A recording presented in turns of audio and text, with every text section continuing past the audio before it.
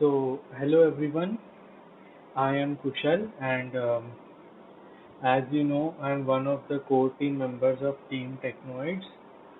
So, without further ado, let's get started with today's topic, that is object-oriented programming in Python.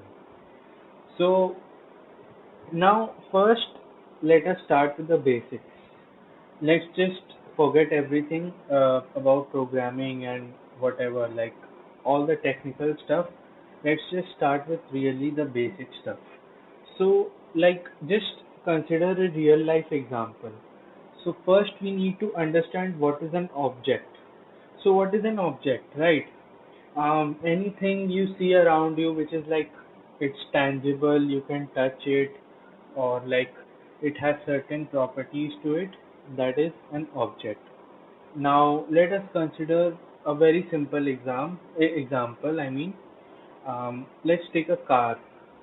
So, the car, you can touch it, you can feel it, and you can see it with your eyes, of course. And like it has certain properties which is which makes it indistinguishable from other objects, right?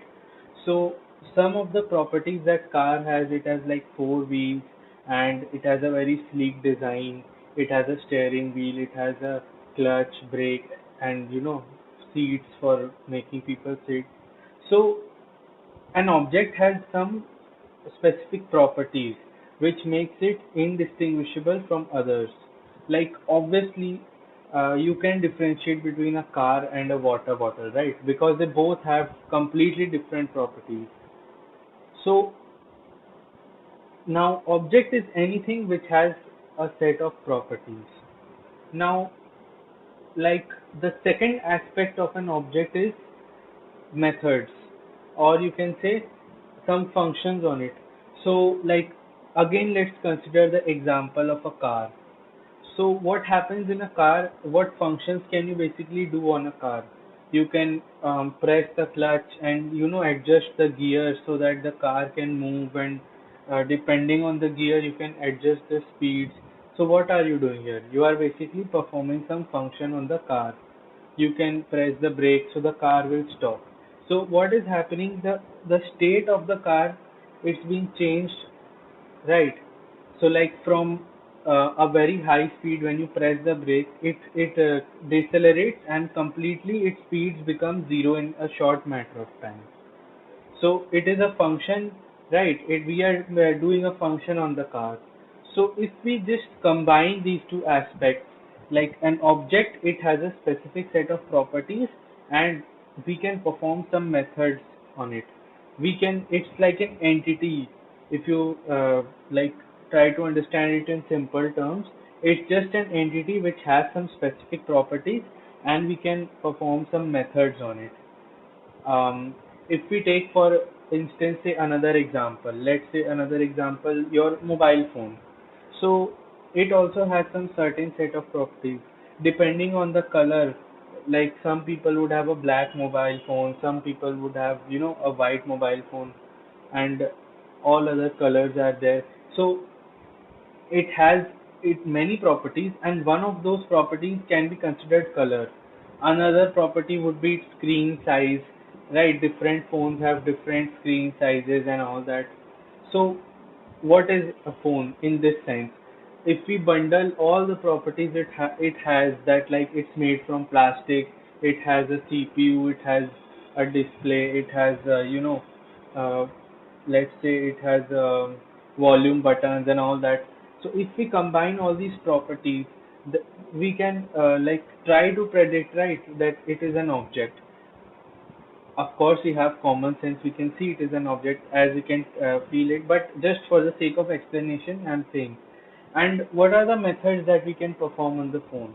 So, like we can watch, YouTube videos, or we can just surf the internet, or we can just play some mobile games. So these are some functions which we are doing on the phone that can change the state of the phone. Right. So these are the some of the methods you can perform on the object. Now, coming on the second most big question, what is a class? So basically, class is a set of blueprint. not a set of blueprint, I mean it's just a blueprint which we use to design objects. So as mentioned earlier, I took the example of a car. So now, like, if we consider we want to manufacture a car, we would require a blueprint, right? We would require some set of guidelines which we can follow so that, we can make at least a common car. And I'm not talking about custom cars over here because they will have many different properties. But um, let's say in a factory we want to create, say, let's say Benz. Okay, so the factory in which we are manufacturing Mercedes-Benz, the machines which are manufacturing, they have to follow a certain blueprint, right? They can't give, six tires instead of four tires. That would cause havoc. So there are a certain set of rules, or you can say that a certain set of fixed properties and functions, which we must need to, use those guidelines and the blueprint to create any object. So that is a class. In simple terms, we can say that that is a class. Okay. So now that was the basic stuff. Now if we get more specific into programming, so now we have two kinds of programming language: object oriented programming language and procedural oriented programming language. Just a second. Sorry. So now we have two types of programming languages. If we consider like any programming language, those will fall under one of these categories. It has to. So basically, there are two types of programming languages when we are concerned about object-oriented programming. One is procedural programming and the other is object-oriented programming. So now you must be wondering that um, we why just categorize these two types of languages. Anyways, we just write code in computer language and run it. No, but the thing is, see, in procedural programming, there is no concept of class and object. We just write functions. Let's consider C programming language.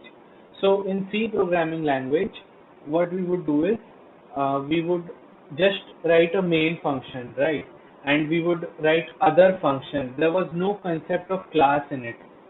Like we would write the main functions and we would include the library files and we would use the user defined functions and call them, but there was no concept of class and object. So that was a programming language which basically we just give a routine set of instructions in a function, and that kind of programming language just executes it. It doesn't care about class, object, or anything. But there are many disadvantages of having a procedural programming. I mean, there are different use cases. There might be, use cases where you just need procedural programming language and you don't want object-oriented programming. But that debate is for a later day. Anyways, so carrying on. So what is object-oriented programming? Like, object-oriented programming is basically a type of programming paradigm in which there is a concept of class and object. So I explained you the concept of class and object using real life scenario, right? We will explain the class and object in programming language, but just first let's just consider the examples of object-oriented programming languages. So the most common languages in which people code: C++, Java, Python.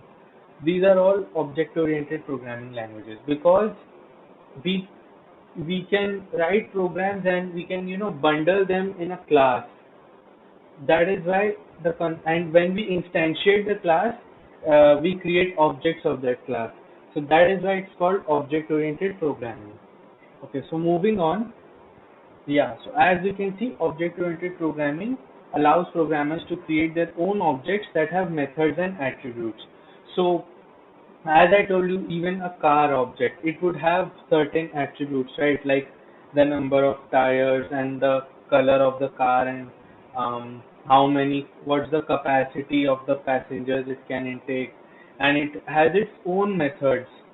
So like using the brake or using the clutch, which would change the state of the car. Now, similarly, in object-oriented programming, we create a class, right? Remember the class, the blueprint.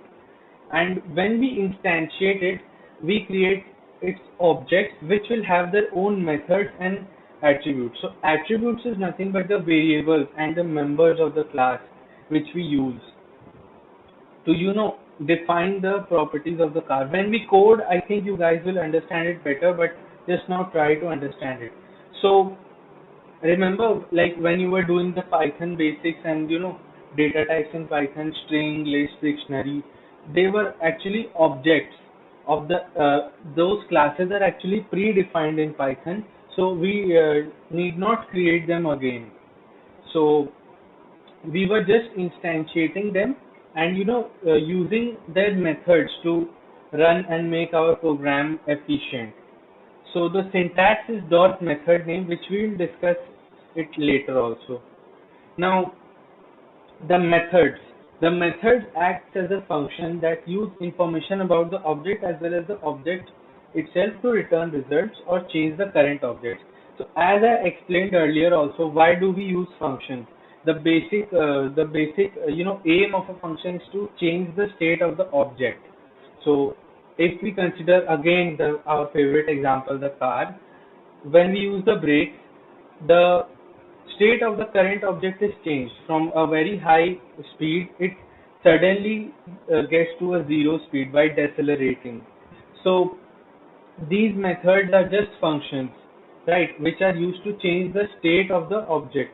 And what are the state and the attributes of the object? They are implemented using the variables. We will discuss that more. So let's take an example here. If we are appending any element to a list, or counting the occurrences of an element in a tuple, we are using the methods of that class basically to change the state.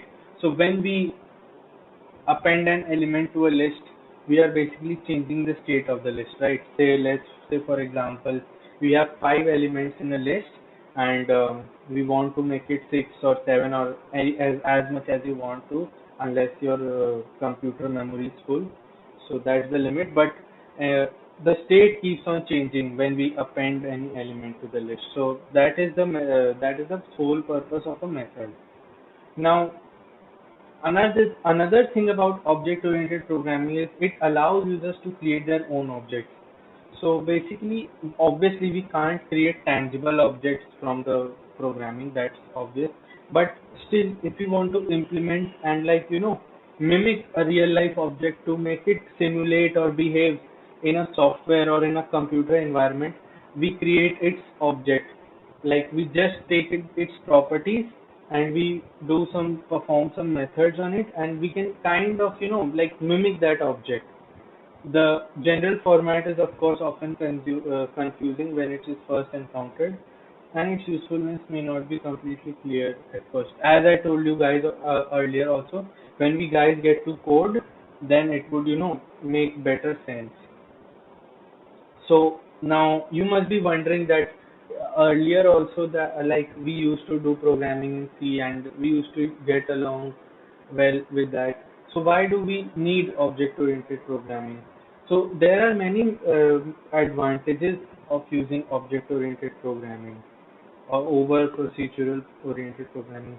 So one of the main advantages is we can use create code that is repeatable and organized.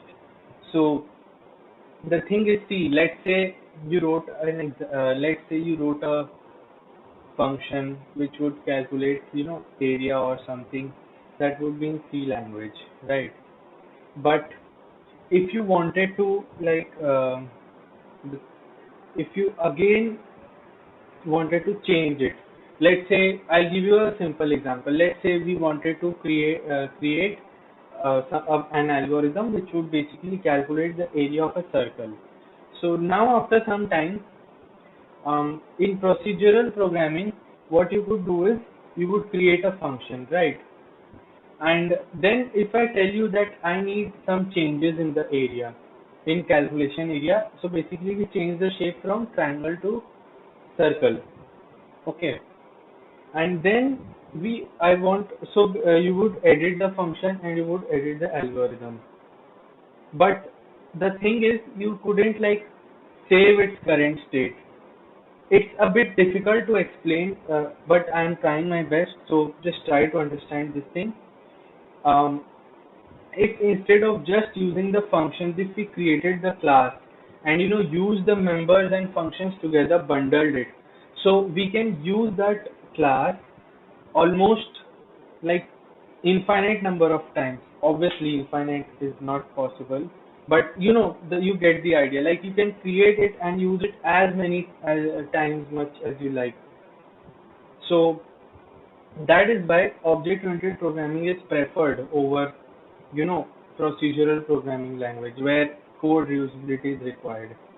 Now, for much larger scripts of Python code, functions by C, as I was telling earlier also. In case of C, when the scripts become large enough, so it's not like in a a clean and a professional way to just keep them in functions. And commonly repeated tasks in objects can be defined with object-oriented programming to create code that is more usable. We have already discussed this point. So now, what is the syntax in order to create a class? So obviously, it's, your intuition can tell by using the class keyword and name of the class and a parenthesis. Like this underscore is optional, you may or may not give, but like I just gave it so that it's better readable, the name. So the syntax is class and name of class, and this def init, it's a constructor. So basically, what is a constructor? So a constructor is um, like an initializer. It is used to initialize the member functions, not the function, sorry, the member variables which are there in the present in the class. So let's say the class has two member functions, param1 and param2. So we are taking here a parameterized constructor and we are passing the self keyword over here. So this self keyword, it's nothing but it's a keyword which is used to like state the current um, like the current state of the class. Basically what I'm trying to say is you bundle all the variables and the functions in this self entity. If you guys have studied, Java, so in Java we use the this keyword. So this self keyword is similar to the this keyword. It basically it's used to keep track of the currently called object, and it basically acts as a bundle to create the member and the functions. Now, of course, the class, it would have some functions, right? So in order, you have guys have probably seen, the syntax of creating a method. So coming on, okay, I assume that you guys haven't created methods using the self. So I just explained you before what the self keyword is. This self is basically used as a this in Java, and when no parameters are passed, only self has to be passed, and when other parameters are passed in the function, we use self comma and the parameter name. We will see all these in code. So this self also, one more thing it does, it indicates that this sum method, it's a part of a class and not just any other arbitrary method. So what we are doing, we are just printing the self.param1. So what was self.param1? Param1 was the member variable. Remember in the previous, yeah, here self.param1, it's a member variable of this class. Okay, so moving on.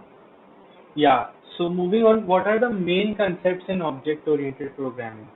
So there are mainly four concepts which one needs to know so that they can efficiently use object-oriented programming for the use case, and they can also relate better. So the four main concepts of object-oriented programming are encapsulation, abstraction, polymorphism, and inheritance.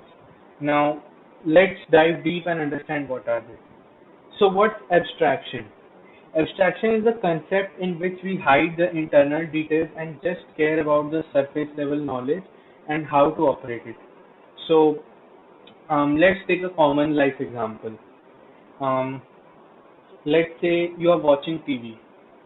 So when you press the button, the channel changes, right? But a general person, we are EC students, they taught us about how does multiplexer and all that work in our EC course, digital design. So we know how the remote works, but I'm talking about a general person, like a person who has no relation to engineering and who has taken commerce or whatever the thing is. So that person just knows that this button, if we press it, we can move a channel. This button, if we press, the sound can, decrease or increase. He just knows how to operate it. He doesn't know how does the thing actually work. So this is abstraction. Abstraction basically, if you consider it in English, an abstract idea, right? That's just a vague idea. You don't know, you just know the surface level of it. You don't know what's deep inside it, the core of it. So just an abstract idea, right? You get the idea. So another example, like the factory workers, so they operate on machinery, right? But they don't actually know like what circuit is in the machine or what code is there which is making the machine move the chips packet from this shelf to another shelf. They don't know all that stuff. They just know that it's working and they know which button to press so that the hands of the machine can move and all that. Now I hope I have made it clear. If I didn't make it clear, of course always you can ask in the when the doubts will be addressed. I will be happy to explain you once again. Now coming on to the second point, encapsulation. So what is encapsulation? Encapsulation is basically the concept of bundling data and functions together into a single unit known as class. We have been knowing this since many previous slides. I have been telling you that we but just bundle the member functions and um, the member variables in a class. So one thing I forgot to mention, that how abstraction is implemented. Abstraction is implemented by using interfaces and abstract classes in Python. But the thing is, in this is a like introductory session, so I won't be able to dive so much deep, and I won't be able to teach abstraction in such a good level. But if you guys like want, you can personally message me and I can help you sometime. That's not an issue, but that would be after the we complete this 30 days challenge. Okay, now coming to encapsulation, as I told, we just bundle the data and functions together. So if you can remember it easily, encapsulate, which means to make a capsule. And like how do we make a capsule? We just put the chemicals and stuff like that, and we just bundle it into a single unit, which we take that capsule in us when we are sick. So similarly in programming also, when we bundle the data and functions and capsulate it, that's encapsulation, and it's implemented using class. We are just bundling it into a single unit so that we can later create its instances, and we can later use that single unit for our purpose. Okay. Now polymorphism. Polymorphism is a concept that a single identity can have multiple characteristics of itself. Like in C++ or Java, if you have guys already done that, what polymorphism is basically method overloading. So the method name is same, and but just the return type and the parameters, those are different. So it's basically a single function, right? It's a single identity, this with the same name, but it is having multiple behaviors. In one it is returning an integer. In one it is returning a character.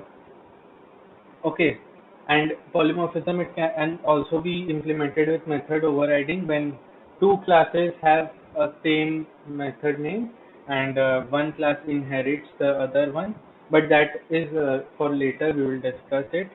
And polymorphism is implemented by method overloading and method overriding. Now, coming to inheritance. So inheritance is when a class inherits properties from another class that Now this helps us for code reusability. I'll explain to you, no need to panic. So what happens is, basically, let's first take a common life example. Okay, so we inherit the genes from our parents, and when in future we will have children, they will also inherit the DNA from us. So this is common level inheritance. Now if we consider, let's say, a dog. Okay, so a dog, it through human evolution and chemical, from small animals, the mammals have evolved and all that. So the mammals also share many characteristics with, like a particular, let's say, dog. Okay, mammals give birth to babies. Now another example would be like snake. Snake inherits properties from the reptilian mm, characteristics, right? It will shed its skin, and it.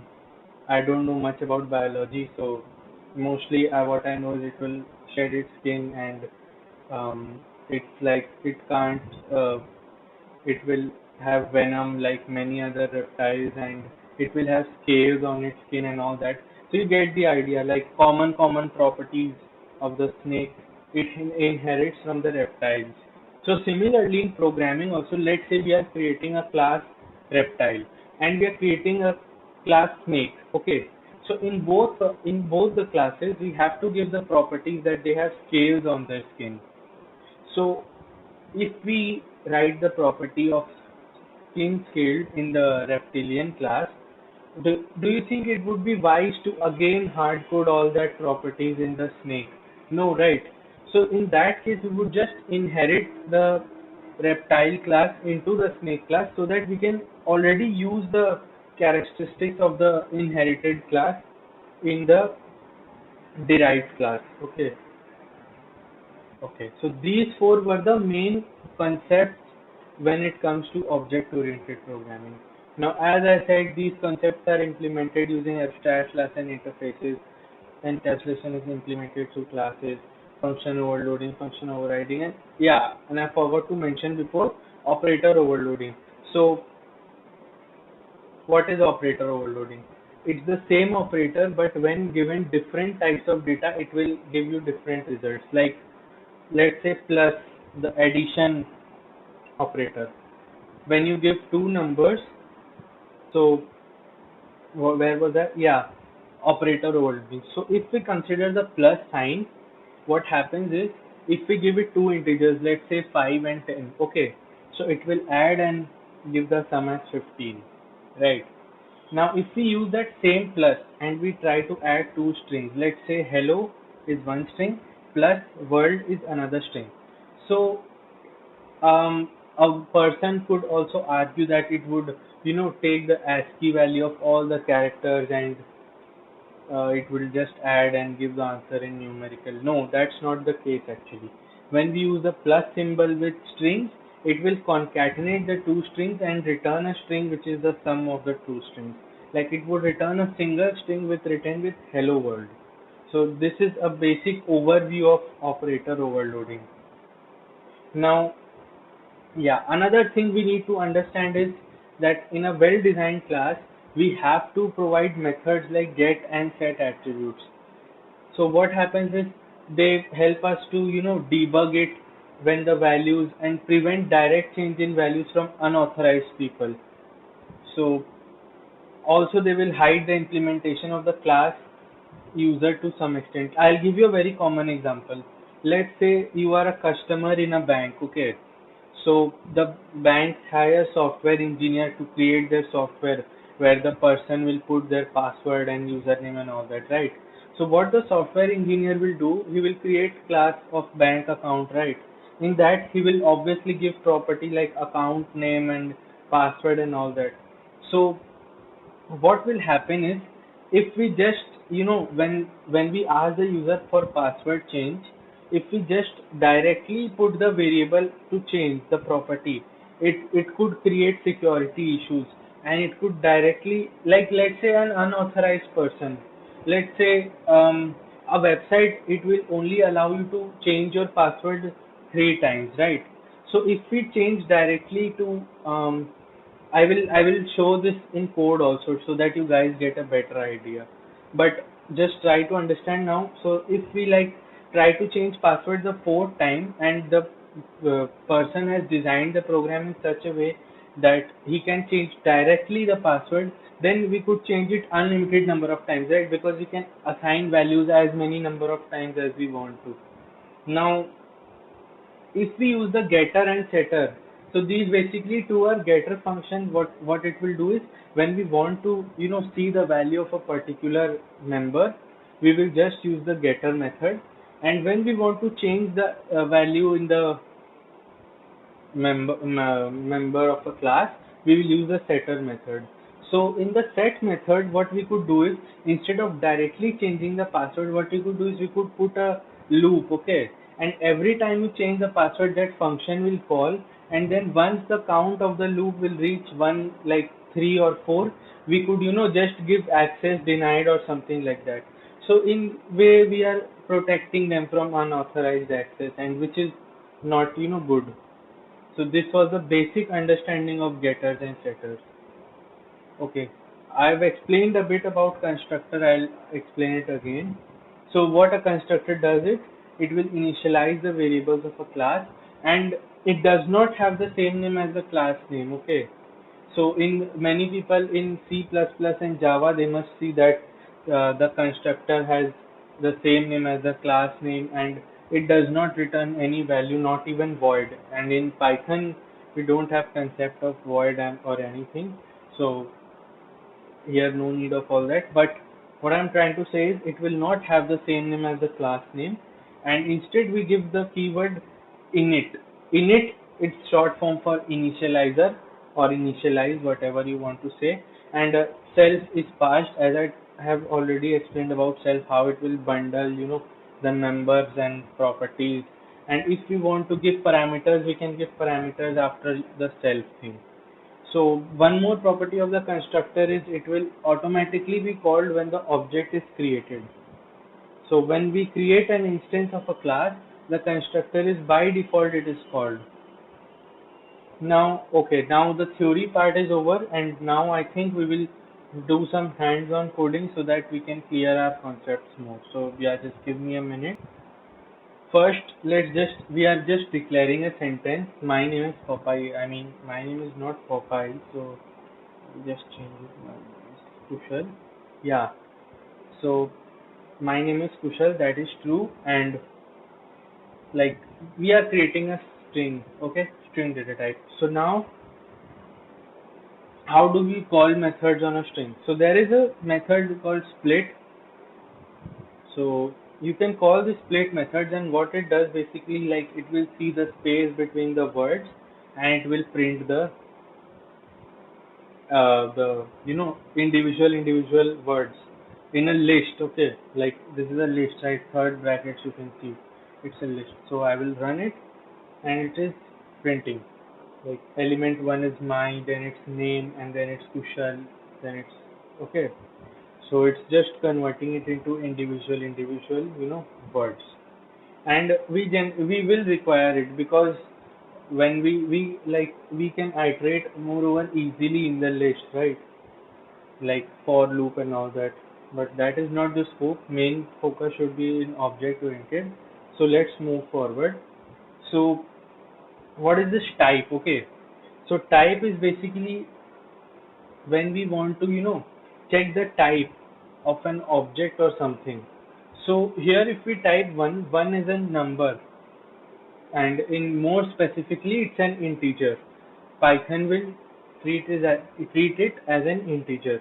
So that is why it is showing class int, because it belongs to the class integer. Okay, these are inbuilt class int, class str. These are all inbuilt in classes in Python. Now, what is this?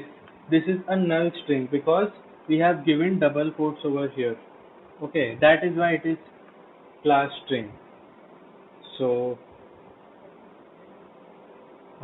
now, okay, after that we will use the third brackets, and that will be a list as I told over here because we put the list in third bracket.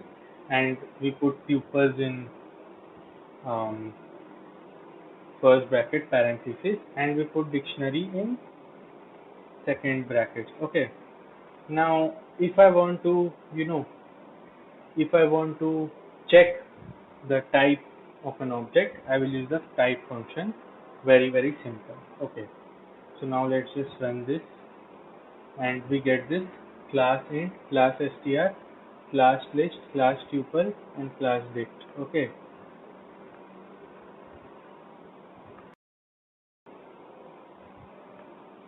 Yeah. So if we move on, as we have discussed earlier also, user-defined objects are created using the class keyword. So this is the class keyword, and this is the class name. I can even give it, sample underscore no, like it's no sample, something like that. It's very stupid, I know, but just trying to explain you guys. Okay, so there is no restrictions on the class name. Now, after this, we are giving a keyword pass. So what this pass is, it's basically a placeholder. Like if you just want the interpreter, Python interpreter to execute, and it will not, like we don't want to give any function or something variable or anything, just an kind of consider it as an empty class. So that is why a pass is a substitute keyword. So now we are creating instance of the sample.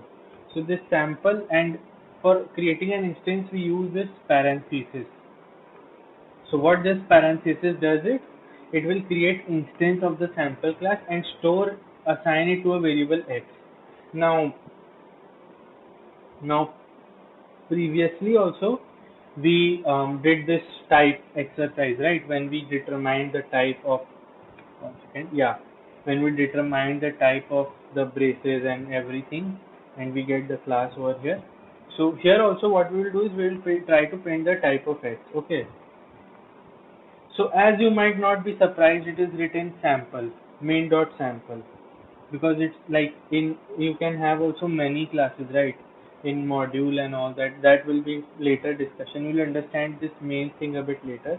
But this sample class, it is used, and it is showing that this x variable is a type of sample class. Okay.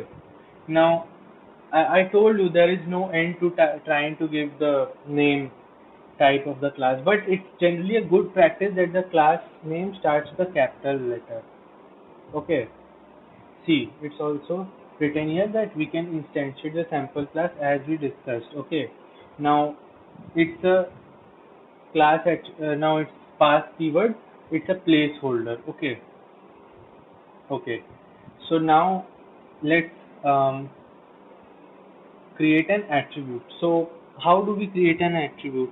So the syntax for creating an attribute is self.attribute dot is equal to something. So this something can be any value which we want to give. This attribute is a variable of the class, member variable of the class, and this self keyword I have explained many times that it will bundle, it acts as a bundle of the methods and the variables of the class, like it tries to keep record, and we can access each of the members of the class using this self.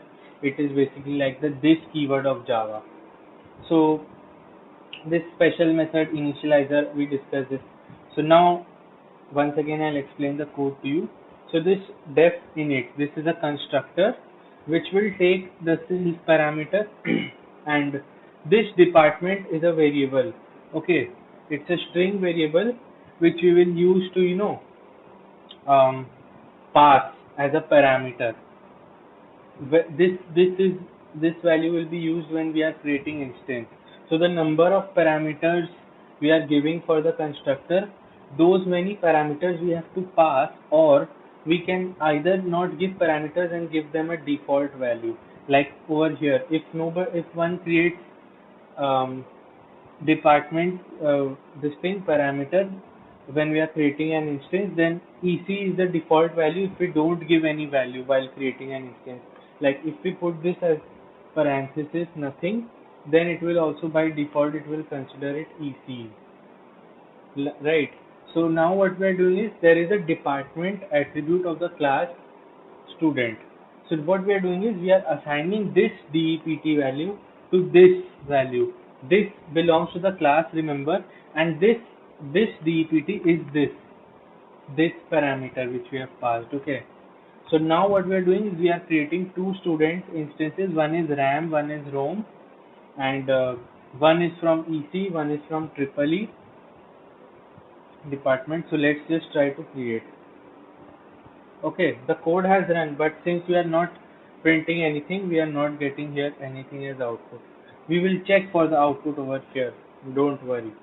So now let's understand what we did here again, once again for your revision.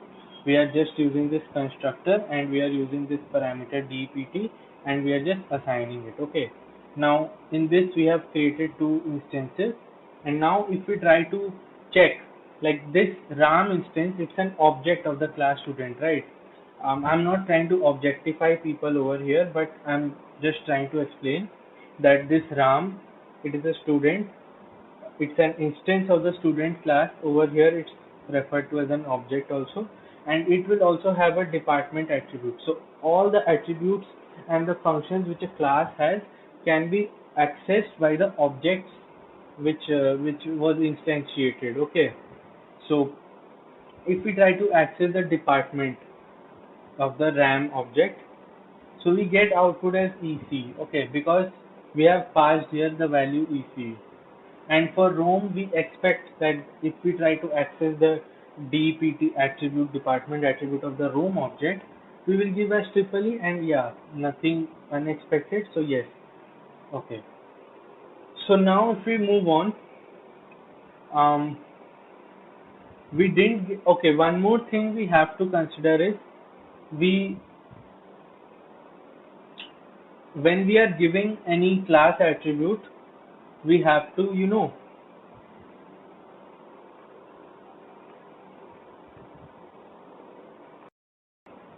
okay, yeah.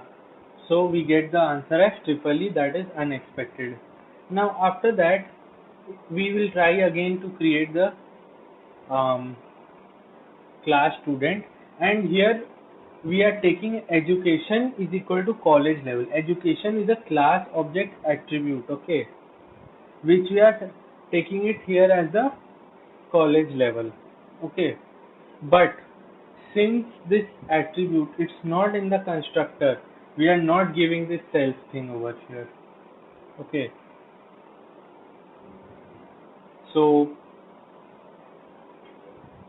we are not giving this self, and here we are two other attributes of a student. So basically, if we consider a student, he can have three properties, right? We can try to determine what is the level of his education. We can try to determine what is the department he is studying, and we can determine what is the name of the student, right? These three are the properties. So here these two properties are initialized, and here we will not initialize the education, and we are fixing that to college level, because in this case we are only interested in students who are in college. So if I create a SAM student object, we are passing the department as lab because he will be handling the lab. His name will be Sam. Okay, so when we run this, so this Sam kid, if we try to access the name property of the Sam boy, what we will get? We will get his name is Sam, which is not at all unexpected. Now if we try to access the Sam.education attribute, you will see that it has got college level despite we didn't initialize it using this self.education college level. But it's a class object attribute, it's like a constant value, it's college level. That is why you can still access it. So I hope variables and attributes part was clear. Now we will move on to methods. So methods, basically we will perform some functions of the class, and to understand it better we will consider a circle class. Okay, a circle class, we are defining constant value pi as 3.14, and we are not declaring it as self.pi in the constructor. So pi is 3.14, this constant value, and we are creating a constructor here, and the radius we are giving default value as 1, even if nobody gives the value as 1. And this radius parameter is given to the radius attribute of the class, and this area attribute we will calculate it using the radius square and pi r square formula is there. So this you must be wondering what is this circle dot pi, right? So when I told you, right, self is a bundle and class is also a bundle. It's not necessary, but still I told you we can use self to access the member of the class. So here we are using circle dot pi.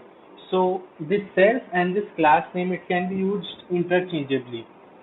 Class is also bundle using the encapsulation logic if we follow, and self also I explained it is a bundle. So using this class dot pi, we are clearly mentioning that we are this class's pi member, we are multiplying it with the square of the radius, and we are storing it in the self dot area. Now I told you, right, getters and setters. So it you can also relate to that. So set radius. If we want to set the radius of a circle, and initial value was different, but now we have changed our mind. So we can use this new radius value to again reassign this radius attribute of this circle class, and hence the radius value would be updated. Now area, of course, we have to obviously calculate the new area value as the radius has changed to the area has to change. Now, if we want to get the calculate the circumference, so circumference is nothing but 2 pi r. So what we are doing here is we will just return the self dot radius into self dot pi into 2, because the formula is 2 pi r and we are just returning this value, and radius is the class radius attribute, pi is the pi attribute, and 2 is the constant number. So now what we are doing here is we are creating the instance of the circle class, okay, making an object C, and if we want to see what is the radius, we will use the c dot radius, and hopefully the output should come 1, since we had given a default radius as 1, and we will calculate the area, and the area will be displayed, and because we are storing the area in this attribute, and then we will also call the get circumference method, and since it will return the circumference, we are not storing it any variable, we are just returning it. So we have to call this function over here. We can't use any attribute, right, like circumference, because this value we are not storing. Had we stored it, then we could have directly got the access the value from. So we will try to run it. Yeah, so as expected, the radius we will get is 1, and the area is pi, because pi into 1 is pi, and circumference is 6.28, which is the double of pi, because 2 pi r and r is 1. Okay. Now after that, if we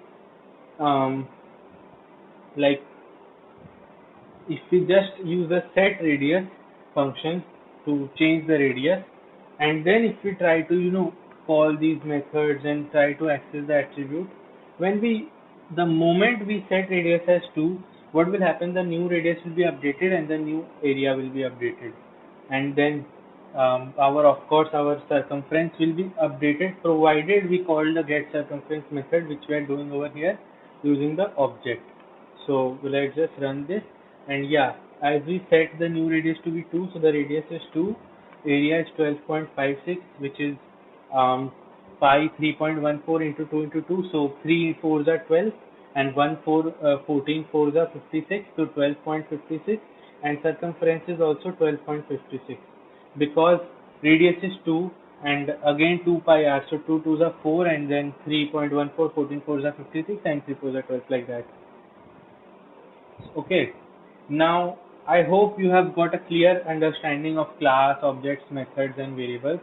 So I have already shown the encapsulation implementation by creating class, and I told you, because abstraction, it's difficult to show implementing the implements and the abstract classes and interfaces. So it's difficult to show in a short span of time. So now I can show you inheritance concept Okay. So now, as we have discussed that we will inherit the class into another class. So let's just understand it in code. So we are creating two classes over here. One class is project and one class is student. Now you must have noticed that in student we have given parenthesis project. Okay. So this indicates that the student class is inheriting from the project class, and all the properties and methods that belong to the project class will automatically be students classes property also. Let's just imagine like our father, if he has lots of money, right? So he will pass down that wealth to us also, generation by generation. If our father is very wealthy, then we will that money is in a way it's ours also, right? We use it as however we like. So that is simple example. Just similarly like that, we will let's literally like your father will literally give you his property, right? He will literally pass on his property to you. That property, the building, house, that property is different. This property also it will pass. So this class is called base class, and this class is called derived class because it is deriving from this class, and the class and this class it's giving its property to this class. Hence, this is the base class. It is also known as parents class, and it is also known as child class. Easy, right? Parent-child relationship. So this is a constructor for the project class which will print project created. I agree with you guys that we use this initializer to initialize, but in this case we actually want to see the output. So for that we are using project created, and this is a category function which takes no parameters and it prints Python. And this is a stage, and it also takes no parameters and it prints deployment. These two are basically methods which we use to test and see what properties are inherited. And here also we are doing this category same name. So it's a coincidence that it can also be used method overriding and polymorphism, but that wasn't the main intent. And level is another function which is in the child class, which is inheriting from the project class. Now if we run this and if we instantiate this, so as I told you, when the project is when the object is created, the constructor is automatically called. So you must be wondering that why is project created first and then student project created? Because whenever the student constructor is called, and we are here calling the project constructor also, right? First, like project dot init dot cell, because project class is init property. In a way, you can understand that. So first we are calling the parents is constructor, and then it will print the student project created. Okay, like when we are running student, it will run this constructor only. Its initializer only. But since it code includes running the parent classes constructor, it will first project created and then student project created. I hope you guys understand. Now, if we run d.category, so category it is Python, and here also category it's open source, but the output here is open source. This is because when a child class will inherit from the parents class, this is what I was trying to explain, method overriding. So overriding is basically you override the settings of a computer, right? Many times you override. So you replace the new ones with the old ones. So exactly this category is kind of trying to replace this category. Okay. So the child class is always going to give the first priority to its own method. Then it will give the second priority to the base classes method, provided both of them have the same name. Now if we run the function d.stage, it will print deployment, because as we can see that the child class inherits all the properties of the base class, hence it will also inherit the stage function, and it will print deployment. And d.level, it will print difficult, because the level in the student class it's difficult. Alright, okay. Now we will come to polymorphism. So polymorphism is basically when different object classes can share the same method name, and those methods can be called from the same place even though variety of different objects might be passed in. Basically method overriding, um, like this only, but I will try to explain. So let's say we have two classes, class AI and class person. Okay. Now you see that there are no inheritance over here because there is no parenthesis and no class is inheriting.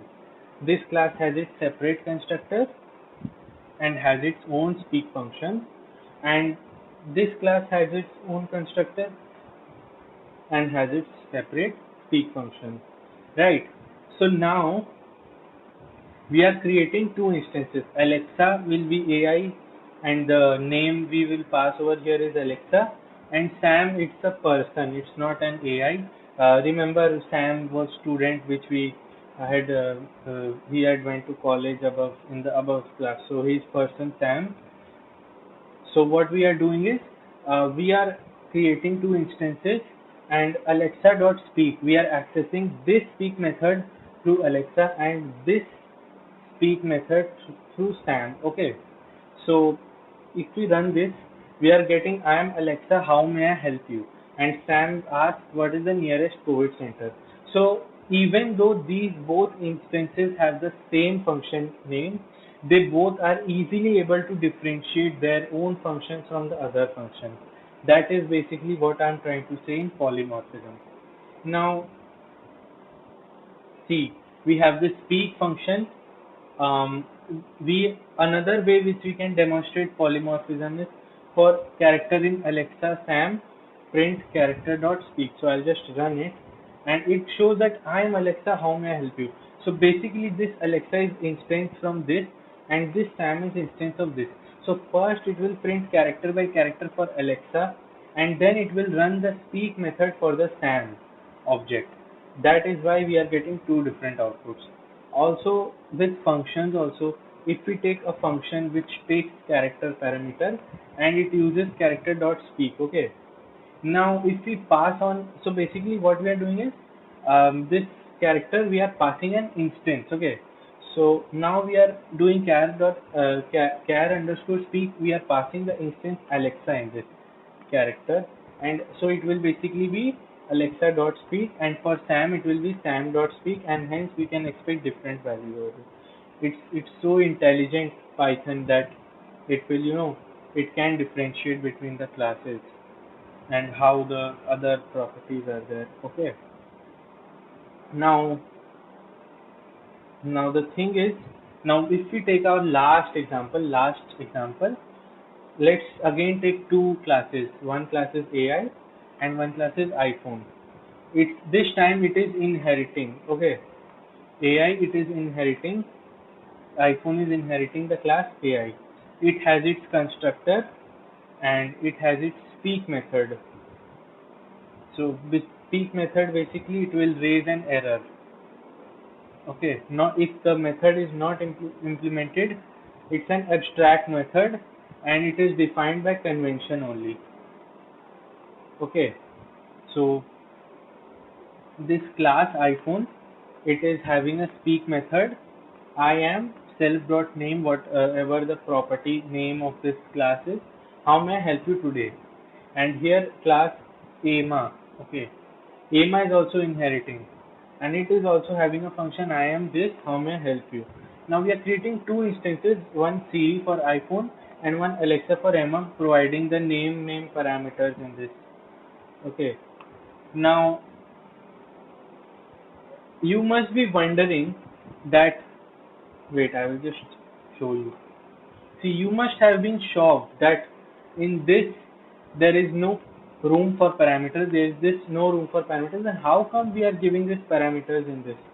And how come we are successfully accessing this speak function? So what we are doing is, when we are giving this CD, we are not calling this constructor. Okay, we are actually in a way calling this constructor, otherwise how would it have printed, right? But when we are inheriting it, it is also calling the base classes constructor, and it will assign the property self.name in the name property, it will assign this parameter property, and by that we can access this self.name, and that is why when we are calling the method speak, it is printing two for different this names. It's printing for different objects also. So guys, I hope you guys, so this was it. I will end the session now, and I hope you will complete this successfully complete the assignments which will be given to you. And I hope you guys enjoyed this session, and I will see you guys the next day. Thank you so much.